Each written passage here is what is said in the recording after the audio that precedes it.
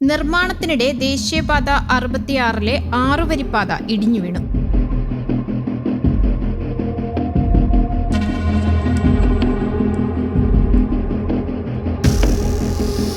ഇന്ന് ഉച്ചയോടെയാണ് സംഭവം. കോഴിക്കോട് തൃശൂർ ദേശീയപാതയിൽ മലപ്പുറം ജില്ലയിലെ കൂരിയാടിനും കൊളപ്പുറത്തിനും ഇടയിലാണ് റോഡ് തകർന്നു വീണത്. കൂരിയാട് സർവീസ് സ്റ്റേഷന് സമീപം ദേശീയപാതയുടെ ഒരു ഭാഗം സർവീസ് റോഡിലേക്ക് ഇടിഞ്ഞു വീഴുകയായിരുന്നു. സർവീസ് റോഡിലൂടെ യാത്ര ചെയ്തിരുന്ന കാറിന് മുകളിലേക്കാണ് പാതയുടെ സംരക്ഷണ ഭിത്തി ഇടിഞ്ഞു വീണത്. റോഡ് ഇടിഞ്ഞു വീണ് 3 കാറുകളാണ് അപകടത്തിൽപ്പെട്ടത്. 2 വാഹനങ്ങളുടെ മുകളിലേക്ക് കല്ലും മണ്ണും പതിച്ചു. സംഭവത്തിൽ ഇതുവരെ ആളപായം റിപ്പോർട്ട് ചെയ്തിട്ടില്ല. കൊളപ്പുറം കക്കാട് വഴി കോഴിക്കോട് നിന്നും തൃശൂർ ഭാഗത്തേക്കുള്ള ഗതാഗതം പൂർണ്ണമായും തടസ്സപ്പെട്ടു. വാഹനങ്ങൾ VK പടിയിൽ നിന്നും മമ്പുറം വഴി കക്കാട് വഴി പോകേണ്ടതാണെന്ന് അധികൃതർ അറിയിച്ചു.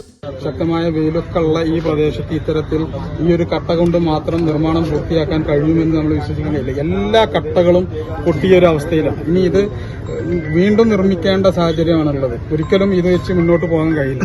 അവിടെയൊക്കെ വലിയ വലിയ ലൈന് നീളങ്ങത്തിൽ തന്നെ ആ ലോക്ക് മൊത്തം പൊട്ടി പോയ ഒരു സാഹചര്യമാണുള്ളത്. അതുകൊണ്ട് തന്നെ അത് ഒരു റീഅറേഞ്ച്മെന്റ് നടത്താതെ പെട്ടെന്ന് നിർമ്മാണം പൂർത്തിയാക്കാൻ കഴിയുമെന്ന് തോന്നുന്നില്ല. അതാണ് ഇപ്പോഴത്തെ അവസ്ഥ.